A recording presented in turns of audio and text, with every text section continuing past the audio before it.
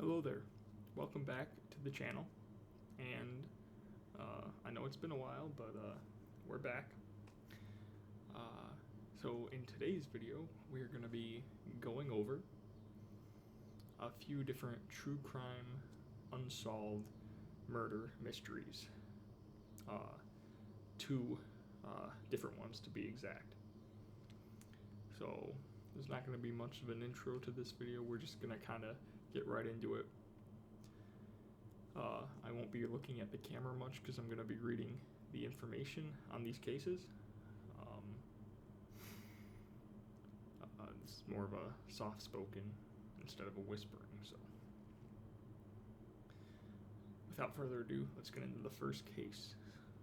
So, the first unsolved true crime is the Axeman of New Orleans.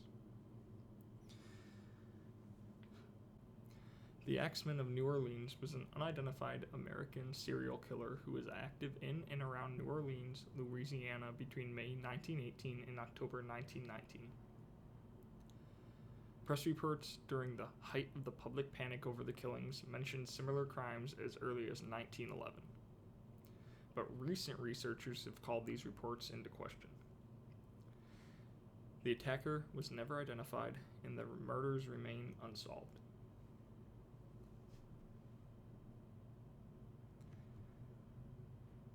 As the killer's name implies, the victims usually were attacked with an axe, which often belonged to the victims themselves. In majority of these cases, a panel on the back door of the home was removed with a chisel, which, along with the panel, was left on the floor near the door.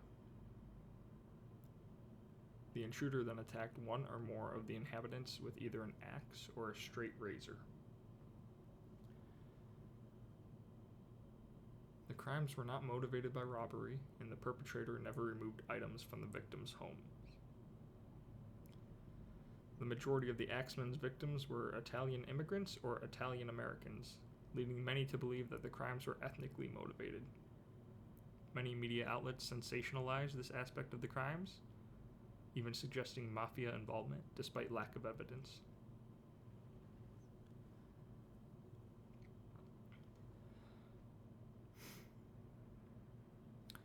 Some crime analysts have suggested that the killings were sexually motivated and that the murderer was perhaps a sexual sadist, specifically seeking female victims. Criminologist Colin and Damon Wilson hypothesized that the Axeman killed male victims only when they obstructed his attempts to murder women, supported by cases in which the woman of the household was murdered but not the man. A less plausible theory is that the Axeman committed the murders in an attempt to promote jazz music, suggested by written correspondence attributed to the killer in which he stated that he would spare the lives of those who played jazz in their homes. On March 13, 1919, a letter purporting to be from the Axeman was published in newspapers, saying that he would kill again at 15 minutes past midnight on the night of March 19th, but would spare the occupants of any place where a jazz band was playing.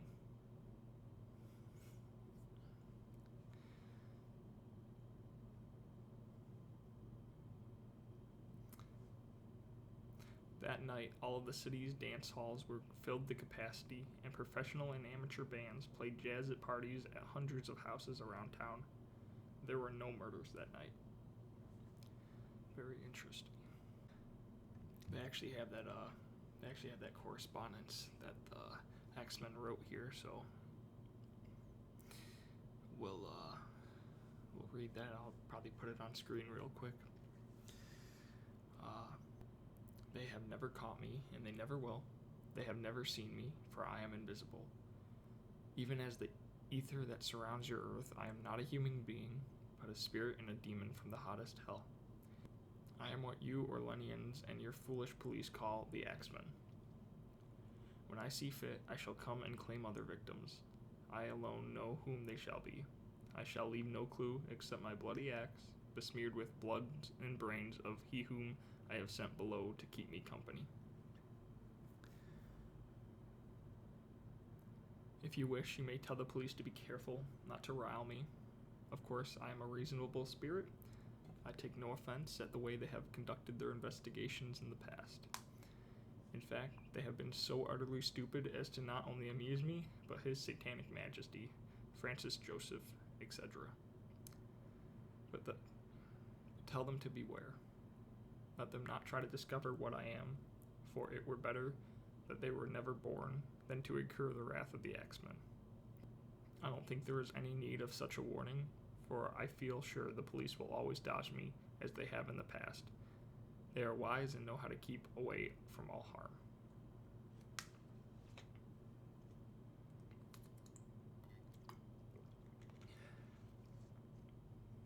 Had to take a little drink there.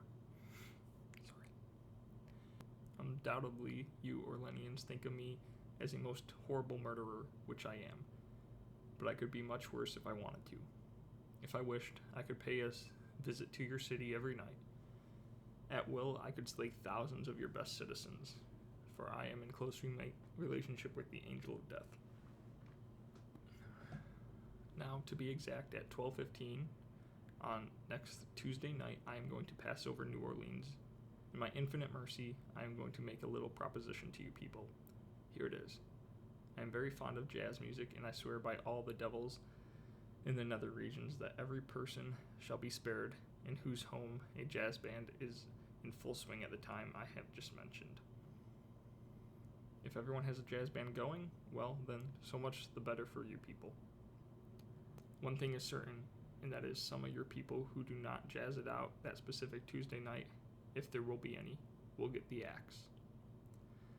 Well, as I am cold and crave the warmth of my native Tartarus, and it is about time I leave your earthly home, I will cease my discourse, hoping that thou wilt publish this, that it may go well with thee. I have been, am, and will be the worst spirit that ever existed, either in fact or realm of fantasy, the axeman.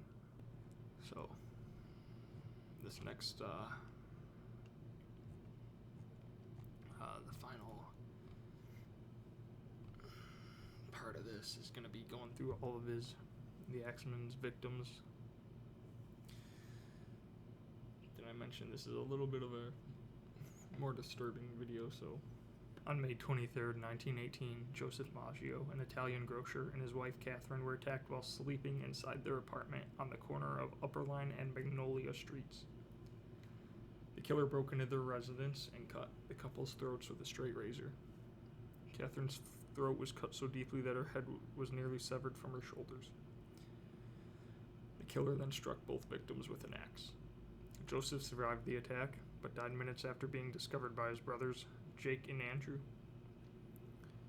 The killer wrote a message on the nearby pavement reading, Mrs. Maggio will sit up tonight, just like Mrs. Tony.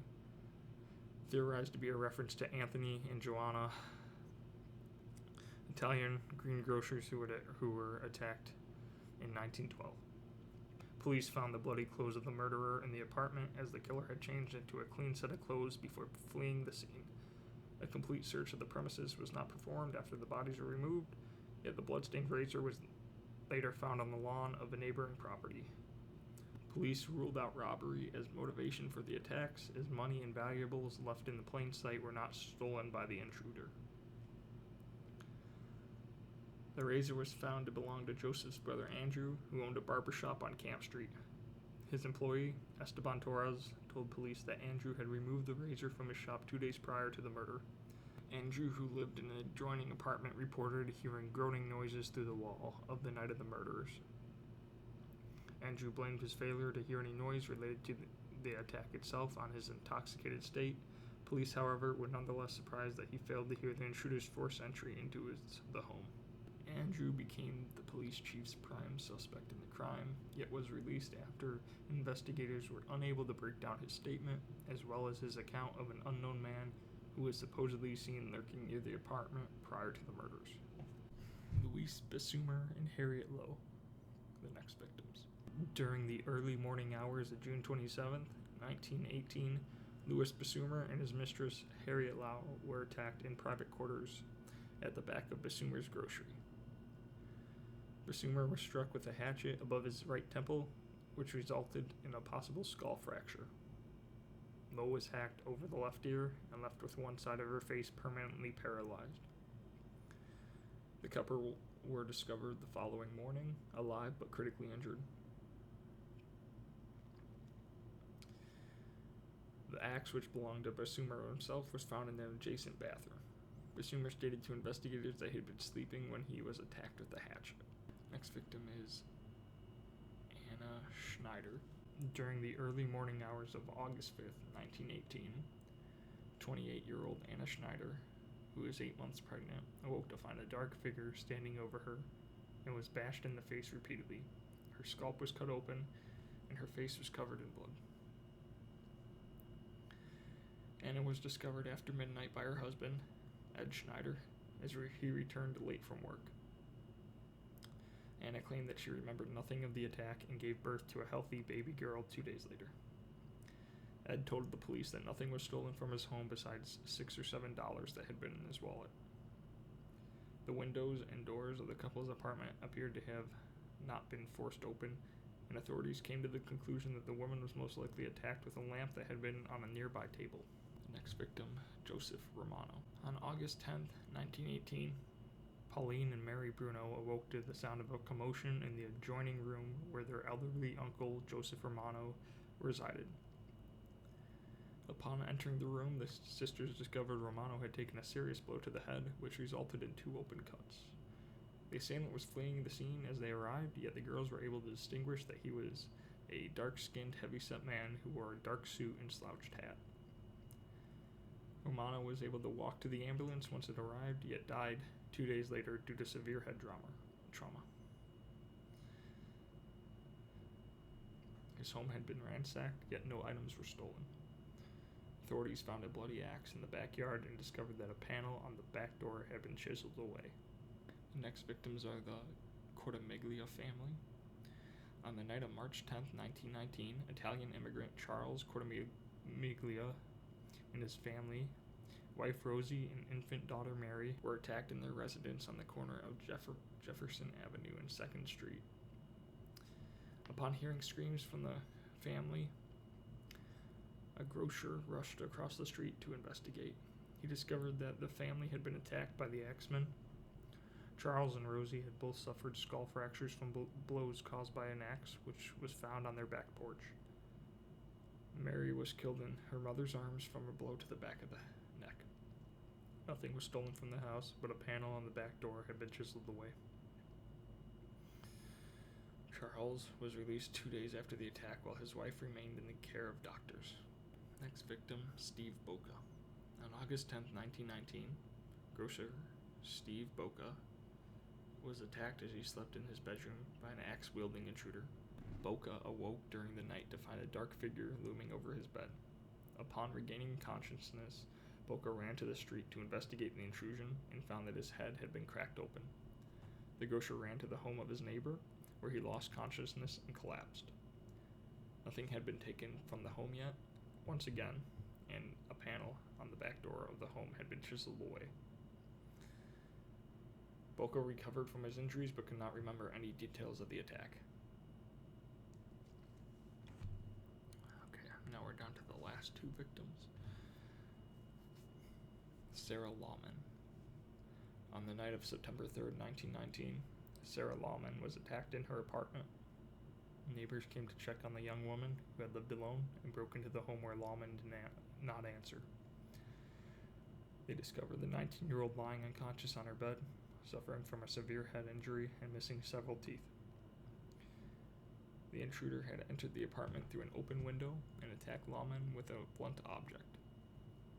A bloody axe was discovered on the front lawn of the building. Lawman recovered from her injuries, yet couldn't recall any details from the attack.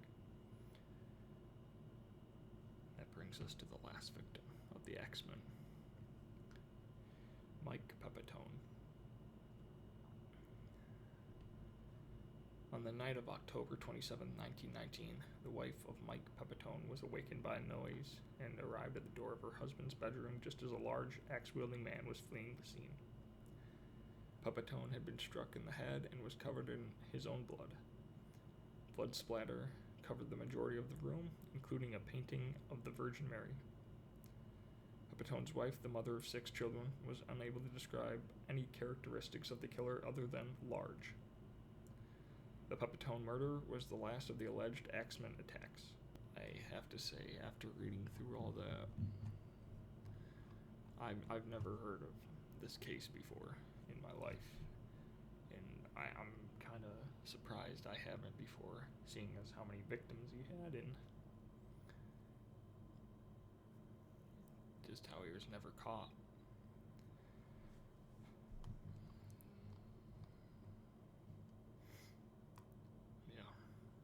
So they estimate he had anywhere from 6 to 17 people killed and 6 to 14 people injured.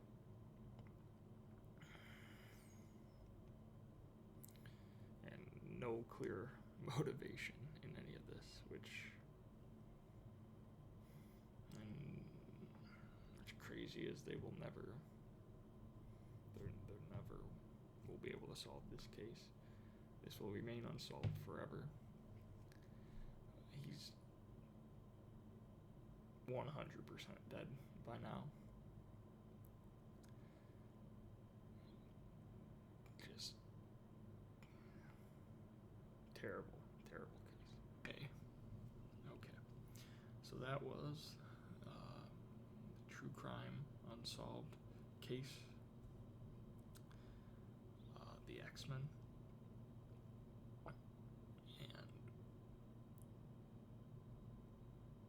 Say, like I said, I've never, it's a case I've never heard of, and it was quite interesting, especially the killer's note that he left. Anyway, that is all I got for today. If you enjoyed the video, we're going to have more stuff like this in the future, more true crime, more conspiracies, more mythological creatures and entities. So if you enjoy that, be sure to like and subscribe, and I will see you guys in the next one. Thank you for watching. Goodbye.